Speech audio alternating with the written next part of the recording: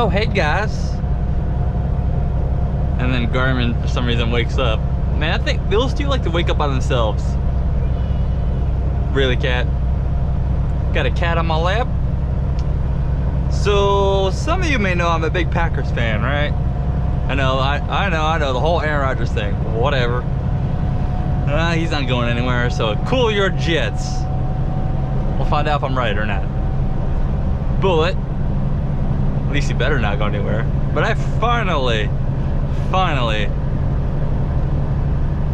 just got up to Green Bay. And, wait, time out. How can you be, yo, Handies, how can you be a Packers fan? I've never been to Green Bay. Simple. Be an 8-year-old guy from Wyoming, watching the Super Bowl, and pick a team based off colors. And that's how I became a Packers fan. So this is, it's had to be like 98. Yeah, well, it was Packers versus Broncos. So 98. Yeah. It was, yeah. That's how I became a Packers fan. I was like, I like the colors, and bam. Here I am, 22 years later. So I was 22 years later, so I just turned 30. Still a Packers fan. But we are heading down to Tulsa, Arizona. I am 1,700 miles, well, 16. Yeah, see, this thing goes up by itself. For some reason, it started searching up poison, Arizona. Don't ask, I guess, same thing. Phoenix is poison half the time. But, we picked this up at a JBS in Green Bay, and I've never been to a JBS like that. It was a split facility, literally right next door to each other, separate buildings. The address I was given, I went to the cattle side, I guess, which is wrong. But I guess they also drop trailers over there too, but I was supposed to go to the other one. And sometimes my load would be at that address, but I was supposed to go to the one closest to whatever. Cause I came from Milwaukee, so what would that have been? 43? Yeah. 43, 172, whatever the fuck that loop was. I don't know. It was kind of like the scenery. I mean, I've been debating moving to Green Bay anyways for a couple of years now at this point. Well, actually, like 4. But I think we're in Iowa. Or no, we're still in Wisconsin. Mile marker 6. We're almost to Iowa. I'll have this low because today is a Saturday. Yeah, Saturday, like 700. I picked it up at like 0200. It's the 15th, so I'll have it there on the Monday. So that'd be what is that? The 18th? No, 17th. Supposed to deliver to Costco the 19th. So I'm hoping they'll drop this. I don't need to fucking do another 34 in 10 days. I've already done 2 34s because I was just under a load that I could do 4 days. That for some reason they put it's scheduled for 6. I couldn't drop it. I tried 2 days before appointment time. So I was only 10 hours out before 2 days away from the appointment time. I was 10 hours away. So I tried getting out from under it. So seeing as we got 6 to 7% uphills coming up and then a 6% downhill coming up. Yeah, but we're still in Wisconsin. We're almost into Iowa though. I am heavy. I am 42,000 pounds, which pushed me about 77,000 gross. So some of these big hills, my truck will my load will try to push me down the hill. Just like it'll try to drag me backwards climbing to the hills. But I'm hoping I can drop this at our, because pretty much we have a drop yard that is a block away from Costco. Down in the Tulsa, which is technically a suburb of Phoenix. So Phoenix, literally a block away. It's like you come out of Costco, you take a left, take another left, and then bam, there's the drop yard. Because all you're doing is going around. Because the Costco is it's like they're in the middle of a block, so it's like one block straight south of the place. So if I had to leave the Costco and go to the yard, I'm literally just making, you know. Oh, I guess I'm making a right, then a left, then a left, and then another left. So I'm making 4 turns total. That's how I get to the yard, and just reverse it to get, you know, to get up to the Costco. But if let me drop this, that means Monday. So since I had a 34, 434, because, oh yeah, there we go. Let me explain why I had 2 34s, because I only explained one. So I got dispatched after I delivered my load, so because I, you know, did a 2-stop load. It was a cheese load coming out of Lemoore. First stop was over in Kenosha, Wisconsin. Did a 10 there. They took me in early. That one, they're both Gordon Food Services. First one's in Kenosha. The second one was in Wyoming, Michigan, the suburb of Grand Rapids. And then they pre-planned me, deadheaded me over to Americold in Belvedere. I get there. I get there Thursday morning, because my load delivered Tuesday and then Wednesday. Anytime Wednesday, pretty much, literally anytime. So I got there fucking right after midnight, and I was like, okay. So because you had a 4-hour deadhead, and I got to my next one at like over 900 fucking on Thursday morning, like first thing. And I called them, they're like, yo, can I get my load? Is there any chance I can get it early? And they said, no, you can only check in 24 hours ahead, you know, ahead of your appointment. My appointment was originally 1300 on Friday. So I was like, okay, no problem. You know, I'll call back after midnight then. I, you know, thanked him and I got off the phone. Well, I called him, and somebody fucking fucked up. This actually pisses me off. I hate it when this shit happens. It wasn't a broker though, supposedly, but our load got. I don't understand what happened. I'm gonna find out. Once I find out, I'll let you know. But my load, it seems like the load I was given was put on 2 different trucks. So I was there waiting to load it, but then while I'm waiting there, the checking in when I was told I could check in, somebody came in the other truck. It wasn't their fault, they had no idea, and got loaded and left. So when I called to check in, my load's already gone, and that was it. So that happened. Surprised. Oh, look at this. Now we're going to Iowa. I don't get to see views like this at night. You got some barges over there. You got somebody on a fishing boat, it looks like. Looks like somebody's gonna go fishing, but we got barges. I think those are garbage barge. Dam over there, it looks like. Don't ask to pronounce this Dubois. I probably just butchered it, but D-U-B Q-U-O-E. I probably just forgot already how to spell the word I just saw. Whatever. We're in Iowa, that's all that fucking matters. Been in and out of rain. Hit some heavy rain back then, but I'm heavy enough, so whatever. There was a bit of a construction stretch back then though that was very fresh pavement, asphalt, so it was a little oily. So I felt my steers slip a little bit in one spot, so I backed it off immediately. So even if you are fucking grossed out, you still gotta worry about a couple stretches. Especially if it's very fresh pavement, asphalt, which means you're gonna have a lot of oils coming up when it rains. You can see them sitting on the road too. So other than that one stretch, that one turn, it got a little swirly. I felt through this, but after that it was like, okay, it behaved. I backed it down 5 and that was it. But oh yeah, so I need to stop making videos when I'm starting to get tired. Well, I'm actually liking the scenery. Very old town feel right here. Old refineries and stuff. You see a lot of these, and going through St. Louis, you see a lot of old, you know, like at least the 30s feel. The old refineries.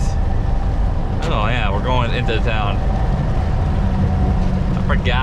I forgot some places do this. Oh, helicopter. Yeah, don't ask me to pronounce this town. I have no fucking idea. It's raining. Ah, fuck you. And getting the... I don't know if I'll be able to stop for this light. Ah! Barely crossed the line. That was full Jake and full braking. Like I said, I was going to speed in 45. You can tell, I don't know if you can see it up there, 45. It's just going down a slight hill. I'm heavy. There's only so much you can do. Now, if it was wet, and if it was snow or, you know, wet, I would have gone a little bit. If it was snow, I'm going through the intersection. I'm not going to risk it. But if it's wet, I probably could have stopped. It would have been stepped a little further up. But I'm hoping, because many of you know now what happened in April, and pretty much fucking what it took a month to process, but April into May. Yeah, that's enough. I like my boring life. I like no stress. I say that as I'm a fucking trucker. What the fuck's wrong with me? All this job is literally stress. But you know, I like my boring, simple life. I don't like fucking not wondering what's gonna happen every day. What? Man, I am quite the hypocrite with this job then. Sorry, Kat. This job, man, yeah, it's just, I just realized. But no, so I like, okay, like more, besides this job, I like my life more boring, more simple. I don't like fucking having to worry about shit every day. I like, if you guys ever seen that, I forget who did the video, that joke. Like, it's like a 20-minute joke, the nothing box. That's me in a nutshell. I like think about nothing. Every day, nothing. Yeah, we're climbing. Speed limit 55 here. We're going 50, well 49, excuse me, I lied. It's raining, but as soon as I get to the top of this hill, it's a downgrade, so we're gonna be flying. Oh, we're losing speed now. Dropping to 45.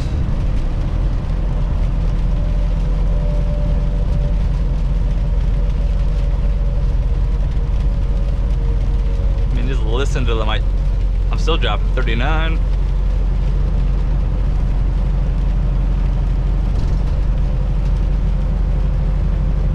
Oh, picking up speed.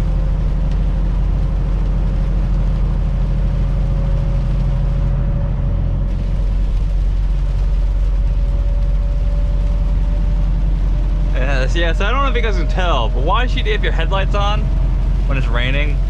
This isn't so bad. This rain isn't so bad. Lighten up, but if it's heavier, the truck mirrors get sprayed on. Unlike a car, when the cars clean their, you know, when they wipe their windshield, the water doesn't get sprayed onto the windows and the mirrors at the same time. So yes, the cars will also get on the windows, but they won't get it on the mirrors as much as we do. Like, you go still get, I mean, look at that hill. Yeah, I know truck, I'm standing on this guy, but I want to get some momentum going. But, so you should always have your headlights on. Even during daylight. Oh, why you lose, what? Ah, it's 45. Please do it, get way to the top of the hill. Because this is what happens, is since he decided to start slowing down and then decided to start going, as soon as I let go of the throttle a little bit to start slowing down, let gravity break me down, I downshifted and lost all my climbing power. But you should have your lights on, especially because I mean it's spotted. You see it. I mean, I don't know how well you see it. But you will vanish. You will actually vanish in all mirrors if you don't have your lights on. So you at least have DRLs. Don't turn off any lights. And if it's actually downpour, turn your fucking hazards on. Turn something on. Because what happens, it becomes pretty much from where I sleep. So if you look at the side of the truck, like my sleeper area, back becomes grayed out. Like I'm throwing up so much water, it's so much spray and so much water that it will actually pretty much gray out your car if you don't have any light on. Even in daylight. Luckily, this is light enough drizzle, but that's why you should always. I mean, also during heavy rains like that. I mean, even if it's not slick or nothing, it's just, you know, don't fucking sit right next to the semi. Don't sit next to them, especially if you don't have your lights on. If you have your lights on, fine, but don't fucking lollygag right there. Speaking of that, I will eventually do another video of how to position your mirrors, because I've noticed a lot of people don't know how to position their mirrors. And there's still some giant misconception about blind spots on these new trucks. These new trucks have 0 blind spots. 0. 0. If you position your mirrors right, granted, these hood mirrors probably need to get replaced because of all the bumps and vibrations, it doesn't hold their position well enough, so eventually they vibrate down. They vibrate, so like, I have those hood mirrors up where they're up and out, and I can see in the middle of, well, you see it over there. I don't know if you can very well, but pretty much how I aim my hood mirrors is up, out enough to where I can see my intakes. Some of my intakes are actually, those would be outtakes for the air. Outtakes of the air. I can see those, and I can see the mirror arm and the bottom half of the mirror. That way, if you position it like that, you're seeing multiple lanes. Because the plane mirror, you'll see pretty much your trailer and half of the lane beside your trailer. Your convex mirror, so this little guy underneath me, you have that set up right. Pretty much, I'll see from my driver door, my driver window, pretty much right where my arm would rest. So right here, I can see my whole hand back. I can see my whole lane. When I'm actually changing lanes, that's actually the mirror I go to first, because that, like I said, I can see everything. Even if, because you will vanish in both plane mirrors at certain spots on the truck. So even if you vanish on those, because those aren't meant for up close, those are meant for seeing it from pretty much down the side of the trailer down the lane. So pretty much on the driver's side, plane mirror, you'll actually vanish,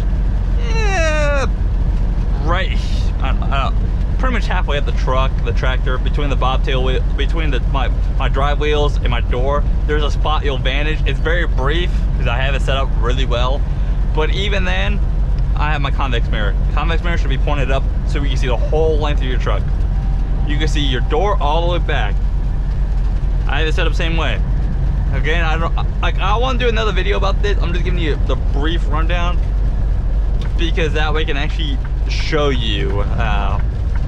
But I'm trying to also explain this to you guys in a quick, simple rundown. That way you kind of understand the limit,